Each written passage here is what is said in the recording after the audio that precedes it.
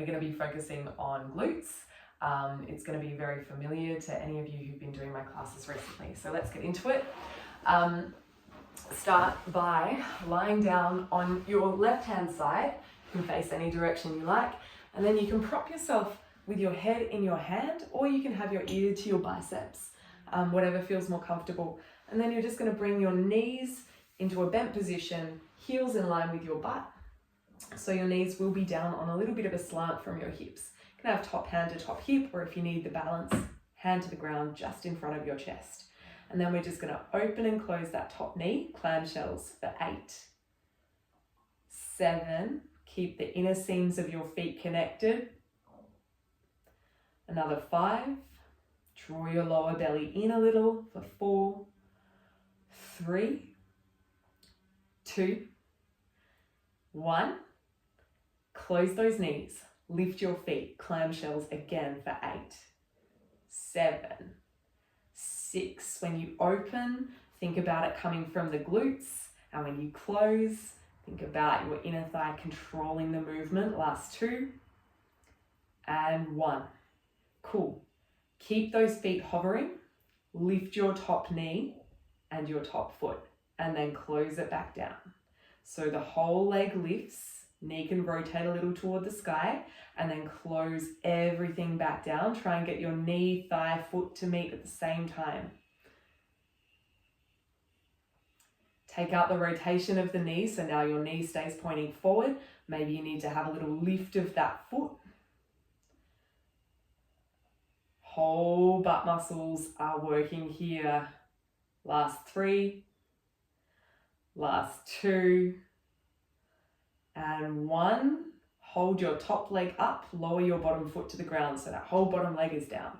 We're going to do the Charleston. So turn your knee inwards, your foot rotates up toward the ceiling. If you haven't done it before, it feels super weird, but you can do it. Tap your top knee to your bottom knee. Lift that knee, rotate the knee toward the ceiling. So it's rotation of the hip joint, but it's easy to see the knee turning up. Tap the inner seam of your top foot to your bottom foot. And then rotate foot to sky, tap your top knee to bottom knee. Externally rotate at the hip, knee to ceiling, tap top foot to bottom foot. You have another 4. A little bit faster for 3. That's the internal rotation and the external rotation. Last 1. Hold that leg up at hip height. Stretch it out long as if you're standing on one leg. Lift and lower, toes pointing forward. It doesn't come any lower than hip height. Your lift might be a tiny little inch up and down. That's fine. Height's not the name here. It's getting these muscles on the outside of the hip to engage. We have another 3, 2, 1. Hold it up. Turn your toes toward the ceiling. Lift and lower with your toes rotated toward the sky. So when your toes are rotating, so is your knee and so is your hip joint. When your leg is straight like this, lift and lower. Cool. 3, 2, 1. Bottom leg's going to work now. So bring that knee over, that top leg over, and let that knee fall to the ground. Foot to the ground, bottom leg extends. Toes point forward, lift that whole straight bottom leg and lower. Lift and lower. Inner thigh pulls up and down. You have another 4, 3, 2, 1. Come on over to the other side. Good job. So again, prop yourself up any way that feels comfortable. You'll feel different side to side too. There's nothing wrong with asymmetry in the body. It's your habits coming out to play. Or ears to biceps, knees bent, heels in line with your butt cheeks. And then you're just lifting and lowering top leg for 8, 6. Top hip does not roll back, so try and keep your hips in one lovely line. It's just a rotation of your thigh bone in the hip socket for 3, 2, control, 1. Lift your feet, keep your knees where they were, And it's just the same movement, but with your feet hovering in the air. Can you draw your lower belly in a little bit maybe? Again, try to keep the control, that top hip doesn't move. For 4, 3, 2, 1. Hold that leg up. Top leg separates from bottom leg. Feet are separated too. And then we lower.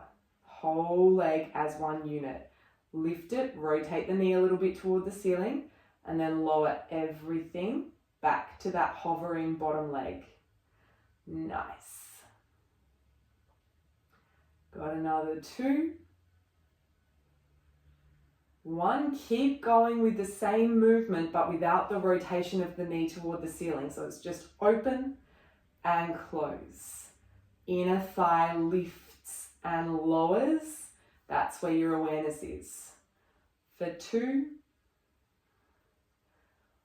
and 1. Hold that top leg up, lower the bottom foot to the ground so that whole bottom leg is down. Charleston, rotate, tap your top knee to your bottom knee. Rotate knee to ceiling, tap top foot to bottom foot. Really try to get the knees to meet and then the inner seams of both feet to meet. You have 4, little faster, for 3, 2, it's okay if it starts to drop a little bit, but try your hardest to keep it up. Last 1, and then leg extends long, lift and lower. Toes point forward. The lower is no lower than your hip height. So it's not going all the way to the ground.